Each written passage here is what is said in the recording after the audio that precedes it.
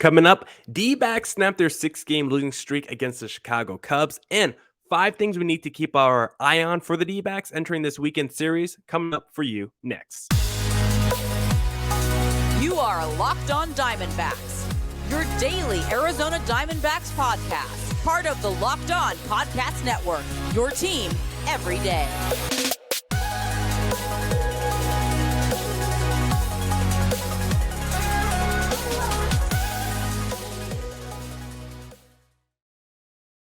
Welcome into the Locked On Diamondbacks podcast, part of the Locked On Podcast Network, your team every day. Listening to who? The always charismatic host of this podcast, Millard Thomas. I'm a multimedia journalist and I'm a graphic designer, so please go check out my website, millardthomas24.myportfolio.com. On there you can see all my latest work, from my packages to my articles to my photos and my graphic design. If you want to see more content by me, just follow me on Twitter at CreatorThomas24 for my personal account, or just look up Locked On Diamondbacks on both Twitter and Instagram for the podcast handle. And of course, thank you for making Locked On Diamondbacks your first listen every day. I would not be able to do this podcast without you, my loyal listeners, sharing, subscribing, reviewing, doing all that so I could do this podcast for you. Thank you. It's free and available on all platforms, so please continue to tell your friends. If you guys watch the YouTube channel Locked On Diamondbacks, because we are on YouTube, I'm always wearing this Coyote shirt. So guys, go represent the Coyotes. Go get your own gear. I know this is a Dbacks podcast, but don't forget to support the other teams in the Valley. The Coyotes could sure use it, especially during their move to Tempe. So that's enough promotion for my daytime job. Let's get back to my nighttime job, because I want to talk about 5 storylines, trends, narratives I'm watching for this Dbacks team as they enter this weekend series against the Chicago Cubs, because of course, they already played their first game against the Chicago Cubs. What's today? Thursday. It's Friday at the time of you listening, but they won their first game Thursday, which snapped a 6-game skid for the D-backs. And for all the semantic people out there, I know I've been saying the D-backs have lost 6 of their last 7 games. Well, that's because I counted all the games in their last 2 series, basically. I know they've lost 6 straight games, but my point still stands. They've also lost 6 of their last 7 games. So both points are true. It just semantically probably sounds better to say the D-backs have lost 6 straight games. So what happened in Thursday's game, D-backs? Because you had Zach Gallen on the mound. Of course, there's like Alec Thomas, Dalton Varsho, Ketel Marte, the usual suspects in the lineup. But the biggest issue we know for the D-backs this season has been the bullpen. And surprise, surprise, the D-backs bullpen on Thursday was probably the story of the game, because they were able to keep it together, because Zach Gallen did not have the typical Zach Gallen start that we are normally accustomed to. Like, Zach Gallen has been phenomenal this season. His command has been great. His fastball velocity has been great. He was the league leader in ERA entering this game against the Chicago Cubs, and leaving the game, I mean, his ERA was still 1.14, because if you look at his traditional stat line, 5 innings, 1 earned run, 2 hits, you're like, oh, Zach Gallen had another fantastic start. But I wouldn't classify this as a great Zach Gallen start. I thought Zach Gallen was a little wary in this game. I thought his command was a little all over the place, because he threw 88 pitches in just 5 innings. And that probably shouldn't have been the case, because it felt like Zach Gallen was at like 52 pitches through 4 innings. And it all just kind of unraveled for Gallen in the 5th inning, because he got the bases loaded. He he hit a guy in that inning, and his command was just all over the place in that 5th inning. And the Chicago Cubs were able to take advantage. Now, thankfully, the Cubs were not able to take advantage to the tune of scoring runs. They scored 1 run off a double in the 4th inning, which probably showed the signs of the cracks that the start might be falling apart for Zach Gallen, because I think the wheels just fell off in that 5th inning. I mean, like I said, he was cruising those first 4 innings, did give up the run in the 4th inning, but in terms of efficiency, he was working very quickly through those first 4 innings. And then I think he throws like 40 pitches in that 5th inning. Like, it's not the Zach Gallen we're accustomed to. So that's it for Zach Gallen. That was the end of his day. 1 earned run over 5 innings. And you're like, this is only a 3-1 ball game, because the D-backs were able to get 3 runs in the 4th inning. They took another early lead like they've been doing in a lot of their games recently. Dalton Varsho crushed a home run to dead center.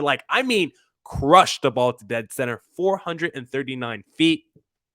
You also had back-to-back singles by David Peralta and Josh Rojas, RBI singles after that Dalton Varsho home run, because I tweeted after that Dalton Varsho home run, hey, D-backs, we're going to need more run support for Gallen than just the 1 run. But little did I know, The D-backs didn't need more run support for Gallen than the 3 runs that they were eventually able to amass, because Gallen, after he came out, of course, he looked shaky when he came out the game, and you're like, oh my God, if Zach Gallen is looking shaky through 5 innings, there's no chance the D-backs win this game, despite only having a 2-run lead there, because that's not a very big lead. You're like, there's no way the D-backs are able to hold on to a 2-run lead with this bullpen. No Kyle Nelson. Joe Mantiply is the only guy we're able to trust in that bullpen, and the D-backs were somehow able to pull it out because they brought out their, arguably the 4 most trustworthy relievers. Sean Poppin came out first. He got the hold. Mantiply came out second. He got a hold. Easily the best reliever on this D-back staff this season. Kyle Nelson right behind him in second. Then Ian Kendi came in after Mantiply. He got a hold as well. And then Mark Melancon cleaned it up with a 9th inning save. And Mark Melancon, a stress-free 9th inning. I posed this question on Locked On Diamondbacks Twitter. What's more satisfying than a stress-free 9th inning by Mark Melancon? I posed the question, I posed the answer, maybe doing laundry on the same day, like putting away your laundry on the same day as you washing it, because I have a big habit of washing my clothes and then just leaving them on my floor for a week. So I don't think I think even putting my clothes away on the same day as me washing them is not even as satisfying as a stress-free Mark Melancon, because that was a 16-pitch 9th inning by Melancon, 9 of them strikes. I was very happy to see him have just a clean 9th. Like I said, stress-free 9th, because that's not something we get a lot out of Mark Melancon. Now the 8th did come with some trepidation and got a little dicey there with Ian Kendi on the mound, but he was able to get 2 big strikeouts to get out the inning. And this was a pretty impressive game by the D-backs all in all, because I didn't think the D-backs were going to win a game by their bullpen. This is one of the only game where the bullpen was the MVP of that game, because offensively, it's not like the D-backs did a ton at the plate. Like, it was another game where the D-backs had double-digit strikeouts, 11 Ks. Pavin Smith was 0 for 4 with 2 strikeouts. The D-backs only had 1 walk on the night. Think about that. 11 strikeouts to just 1 walk. Not good at all. 6 hits overall. D-backs 2 for 6 with runners in scoring position, which will probably raise their runners in scoring position average, because 2 for 6 is a 333 average, and I'm sure the D-backs have like a 185 average with runners in scoring position. So going 2 for 6 should probably raise their average on the night. But I thought the bullpen was great tonight, and the D-backs were putting Cubs on the bases, but they did a great job of not allowing those big hits. The Cubs, a few times, it looked like they were going to get the big hits, but the D-backs pitching was able to shut it out. Now, I thought the second base umpire was pretty weird in this game, because he calls the guy out in that 1 inning. I'm trying to think. It was Frank Schwindel in the 1 inning from, was it Frank Schwindel? I don't even know who was running, but Dalton Varsho. It looks like he throws him out by a mile. Like, I think Varsho has this guy by a mile, and he gets called safe. They review it, and the call stands. But I'm like, I don't understand how it's called safe, because I'm looking at that review. Go watch the replay again. Tell me that Dalton Varsho didn't gun down that Chicago Cubs player when he was running the second. I thought he had him by a country mile, but somehow he kind of did the Josh Rojas, where as the tag came through, his arm went up and it just missed him. Maybe I thought they got him before he was able to tag the base, because Josh Rojas was definitely safe in the inning before, because his arm definitely went up and the tag definitely went under his arm and missed Josh Rojas. And Rojas definitely got to second base before the glove hit his body. I don't know if that was true for the Cubs player. I feel like Perdomo definitely tagged that guy before the guy got his hand in on the base. So I have to go back and watch that replay a few more times. But overall, D-backs win. They snapped a 6-game losing streak, and the bullpen was the MVP of the game. I would never think I would have never thought I would have said that over the last couple of weeks, but here I am. So thank you. Let me get this right. Thank you to the bullpen for being a big boost Thursday night. And you know what else is a big boost? You know I gotta do it. Built Bar, because Built Bar has been a big boost to my life. I'm a health conscious guy. I try to eat healthy, and the biggest issue for me is I have a sweet tooth. I love to eat junk food, candy, sweets. And the thing is, Built Bar tricks me. I think that I'm eating a candy bar when in reality, I'm actually eating a protein bar. That's low in calorie, low in sugar, high in protein, and high in fiber. So it's great for that keto diet. And right now they have these things called puffs. One of the flavors is a brownie batter puff. And the reason I love it is because not only does it taste like brownie, but it's infused with marshmallow, protein. Absolutely delicious. If you want your own Built Bar, just go to Built.com. Use promo code LOCK15. You'll get 15% off your next order. Promo code LOCK15 for 15% off at Built.com. All right. Let's get back into the podcast and let's discuss 5 things I'm keeping my eye on as the Dbacks play the Chicago Cubs this weekend. Number 1, Alec Thomas. Can he please move up in the lineup? Torey Lovello, please. I'm begging you, Torey, because, Thomas has actually struggled in the 8th hole. Surprise, surprise, because you look at his numbers, you're like, how is Thomas struggling as the number 8 hitter? The spot in the lineup he bats the most is the number 8 hole, and that's the spot in the lineup he struggles the most. He has a 222 average and a 556 OPS batting 8th. Would you ever believe that if I told you that? Because you've watched Alec Thomas this year. You're like, Alec Thomas has been a beast every time I watch him. Every time I looked at the box score, he gets 1 to 3 hits. Every time I look up at a game, he's scoring a run. Alec Thomas is always doing something at the plate on the base paths. But when he's batting 8th, those numbers come down a little bit because when he's batting 7th or 9th, his OPS is above 1,200. So what I want to do for Alec Thomas is take him out the 8th hole since he struggles in that position and move him up in the lineup. Let's get him to number 1, number 2. Probably 1 or 2 is where I would put Alec Thomas. He seems like a guy that should be a table setter for the rest of this lineup because him with Dalton Varsho is your 1-2. Like if you had Alec Thomas as your 1, just getting the bloop singles, beating infield hits for singles as well. I guess I'm just talking singles. But with his speed, his legs, he can beat out infield hits. He can go from first to second on a single down the right sideline. Like there's so many more things you could do on the base pass with Alec Thomas, and you could get real aggressive.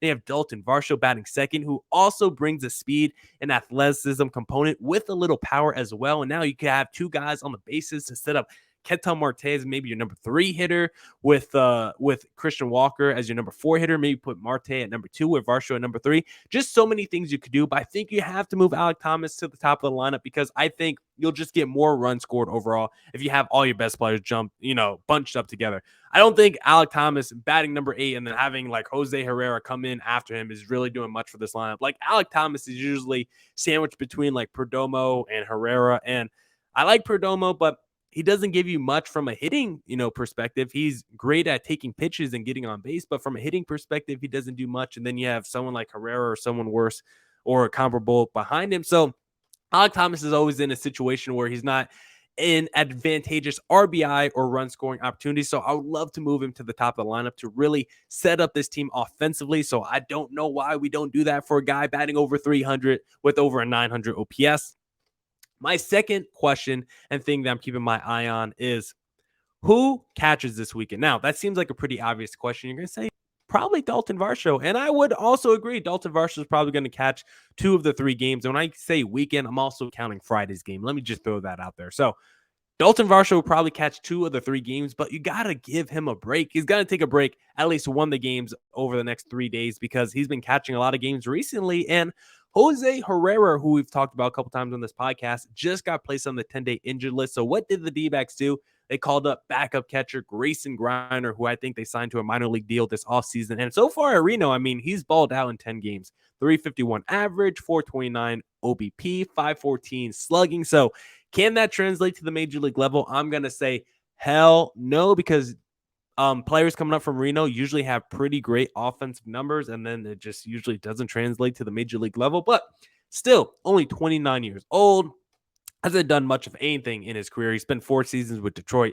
You can look at the numbers. There's not really much to look at. Varsho will probably start at catcher in 2 of the 3 games, which will be my prediction. But for Griner, if he ends up starting 2 of the 3 games because they want to put Varsho in center field and just give his legs a rest behind the plate, I think Griner, what I want from him is just competency. Like, I don't need him to come up and continue that offensive flash line that he's produced in Reno. Like, just give me a competent catcher. Just be a guy who doesn't strike out with the bases loaded and no outs. Don't be a guy that allows 4 pass balls in a game. Don't be the guy who, when someone tries to steal second, you throw it into the outfield. Just play clean baseball like Herrera. I know Herrera didn't do much offensively, but defensively, he was solid. He was stable. So that's all I'm asking for. I'm not setting the bar high for you, Grayson. I just hope you can clear it.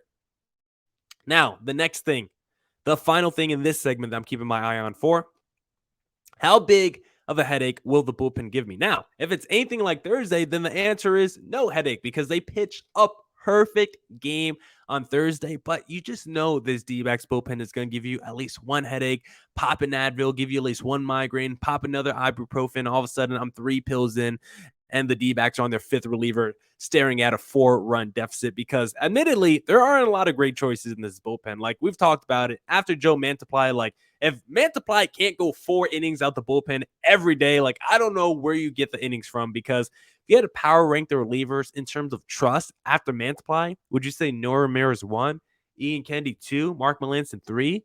Maybe put Sean Poppin in that mix. Like, I don't know. And I don't really trust any of those guys, even though they're my top 3 in my power rankings after Joe Mantiply, with no Kyle Nelson, might I add. It's still not that great. Like Noah Ramirez, I think he's better than what his ERA suggested. I think Ian Kennedy has pitched worse than what his ERA has suggested. And then Mark Melancon, he's probably pitched to what his ERA currently looks like, which is north of 7. So the bullpen is, of course, still a lot of question marks. And I would love for the D-backs to just move away from Mark Melancon as their closer because I would love to see probably Joe Mantiply as their closer just because he's been so good this season. Like the man has literally allowed just 1 earned run. Literally 1 earned run. Why is that man not the closer? I don't know. But as long as Mark Melancon and Ian Kennedy seem to be the first 2 guys off the bench for the 9th inning, I'm always going to start sweating and getting the shakes and chills whenever those guys come into the game in a high leverage moment. So hopefully I don't have to pop the ibuprofen. I could keep it in my medicine cabinet because the D-backs bullpen loves to create headaches. And thankfully they didn't do it Thursday, but I would not be surprised if they did it Friday, Saturday, Sunday, one of those games or all 3 of them. Now, if you want to bet on the bullpen struggling this weekend, you need to head to BetOnline because our partners at BetOnline continue to be the number 1 source for all your betting needs and sports info. Find all of the latest odds, news, and sports developments, including this year's basketball playoffs, Major League Baseball scores, fights, and even next season's NFL futures. BetOnline is your continued source for your sports wagering information, from live betting to playoffs, esports, and more. Head to the website today or use your mobile device to learn more about the trends and actions. BetOnline, where the game starts. And thank you for making Locked On Diamondbacks your first listen every day. For your next listen, check out the Locked On Now podcast. Recaps of MLB games with analysis from our local experts, taking fans through the season like no other network. Free and available wherever you get your podcasts. All right. Let's wrap up the pod. I have 4 things I want to talk about with you guys that I'm watching for. Trends, storylines, narratives I'm watching for the D-backs against the Chicago Cubs this weekend. The first one is, can we get some length out of our rotation? We saw Thursday, Zach Gallen was only able to go 5 innings. And I think in the last 2 series, the Dodgers, in the previous series against the Chicago Cubs, Zach Gallen is the only starter with at least 6 innings pitched under his belt in over the last 10 starts. So over the last 10 starts, Zach Gallen is the only guy who's gotten at least 6 innings pitched. I think the last time we've had another non-Gallen starter go at least 6 innings pitched was like that second game against the Miami Marlins where Madison Bumgarner goes like 6 1/3. Like the D-backs have not been getting long starts out of their starters recently, and that was the strength of this team for a lot of the season. Their rotation, now the rotation is starting to come back to earth a little bit over the last week and a half. Merrill Kelly and Zach Davies, those are 2 players who we know tend to struggle early and then settle down. The only question is, how big are those struggles early? Because they struggle early, then those are the kind of guys that might only go 3 or 4 innings and tend to give you the shorter starts, just because when they do struggle, it tends to be in the early parts of the game. Like Merrill Kelly, for some reason, the first inning has been really bad for him. And against the Dodgers, you saw that. And most of the time, Merrill Kelly is able to get through that first inning and usually cruises the rest of the game. But against the Dodgers, they were able to get to him in that first inning a little bit, and then he was only able to go so long in that game. Zach Davies, too, is the guy who usually seems to struggle in that second and third inning of the game. But someone like Zach Gallen, Madison Bumgarner, feel more likely to give up damage their second and third time through the rotation. But no matter what the processes are for these pitchers, all the results lead to the same conclusion with this staff, and at least recently, which is short starts. So it doesn't matter if Gallen and Bumgarner are worse in their second, third time through their rotation. It doesn't matter if Davies and Merrill Kelly are worse in the early parts of the game. All 4 of those pitchers have struggled to at least reach the 6 inning mark of these starts. And the D-backs really need it because, as I mentioned, the strength of this team so far this season has been the rotation, and they need it to continue to be the strength. And when you just look ahead to the next couple games for the D-backs, their Friday and Saturday game, Humberto Castellanos and Madison Bumgarner are pitching the next 2 games, and those aren't the 2 likeliest guys to go 6 innings. I might feel more likely that Humberto Castellanos goes 6 innings than Madison Bumgarner. Maybe that's right. Maybe that's wrong. Maybe that's wrong. Maybe I should feel more maybe I should have more trust in our $20 million pitcher to at least go 6 innings. But with the bullpen still in shambles, I know they had a great Thursday. And that's not something I want to, bet on. But we need this rotation to give us that length again, so we don't have to send out 4 to 5 relievers to hopefully get us to the end of the game and win it. Like, the D-backs haven't been given their team a lot of run support, so the D-backs need these starting pitchers to go 7 innings, so you only have to deal with maybe 2, maybe 3 relievers in a ball game. And I think a big issue for the starting rotation recently has been giving up the long ball and doubles. It feels like they've given up a lot of hard contact over the last 10 days. So they need to go sit in a room somewhere, maybe do a little staycation with Brent Strom and just watch film, just break down film, do whatever you need to do, because Brent Strom, he's a genius. He's a genius when it comes to starting pitching. So hopefully Brent Strom can put these starters back on track, because we need a little bit more length than what these starters have been giving us recently, considering how bad the bullpen has been this season and the fact that the D-backs haven't been getting a lot of run support since the Miami Marlins series either, which leads me to my next narrative that I'm keeping my eye on. Also, my final narrative of Josh Rojas, David Peralta, and Pavin Smith. Who is going to get going at the plate this weekend? Rojas and Peralta were good at the plate in the first game, but not Pavin Smith. Pavin has been struggling a lot over the last 2 weeks. He is 7 for his last 47.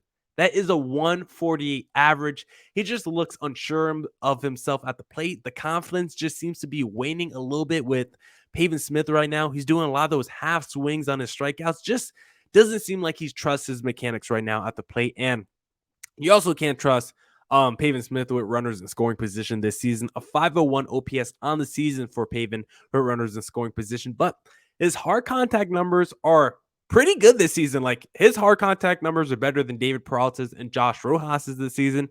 His BABIP, which is batting average on balls in play, is over 300. So a lot of his numbers suggest that Pavin Smith has run into bad luck this season. So maybe it will improve this weekend, because the D-backs desperately need more offense. Josh Rojas has done a great job of walking more and striking out less this season, but his biggest issue has been the off-speed pitch, a 273 average against the off-speed pitch last season. But this year, Josh Rojas is 0 for 31 on the off-speed pitch. Defensively, he looks great. Josh Rojas was making great defensive plays at third base Thursday. Like, him, Perdomo, and Nick Ahmed is seriously an elite left side of your infield defensively. He's also been great at the plate when it comes to patience. Like, he has a pretty high OBP, considering he hasn't played a ton of games this season, and he just probably isn't in a great rhythm. Maybe that's why his average hasn't caught up yet this season, but he's been very patient at the plate. He's seen a lot of pitches like a lot of these D-backs guys. He's not just swinging at random stuff out the strike zone. He's not really chasing a lot of pitches. So I love the approach Josh Rojas has had at the plate this year, but I want to see him drive the ball more. Maybe he needs to be more aggressive at the plate. I want to see him get his first home run of the year this weekend. That's my ultimate goal for Josh Rojas this weekend. I want to see him hit his first home run of the year this weekend. And then let's talk about David Peralta, because he's kind of been the same guy all season. A 202 average and a 679 OPS on the year just doesn't cut it for David Peralta, who I think has looked better than what that traditional stat line shows, but the numbers are the numbers at the end of the day. His hard contact numbers, his walk rate, his strikeout rate are pretty much all aligned with his career, but his 213 batting average on balls in play is by far the worst of his career. He's just not hitting it to where the defense ain't. Like, where they say them atom balls, when you hit those line drives right at him. David Peralta has done a lot of that this year, and he's also another guy who has crushed off-speed pitches in the past, but he's struggling big time against the off-speed pitch this season. And the real biggest issue, the biggest thing that sticks out from David Peralta when you look at his numbers this season is he's hitting way more fly balls than he used to. His career launch angle is 6.5 degrees. This season is 20.7 degrees. His career fly ball percentage is like 28.5%. It's almost 50%. It's at 49.5% right now.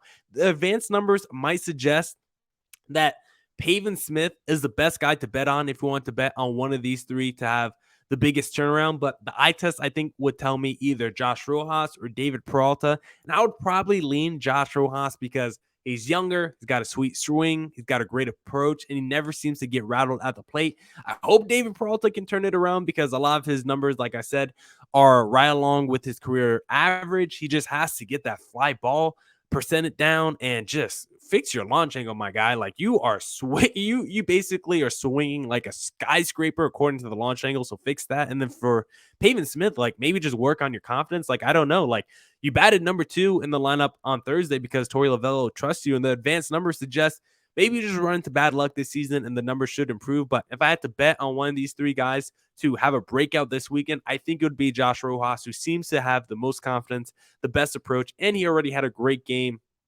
Thursday, going 1 for 3, runs scored, RBI. So I'm picking Josh Rojas out of these three to have the breakout this weekend.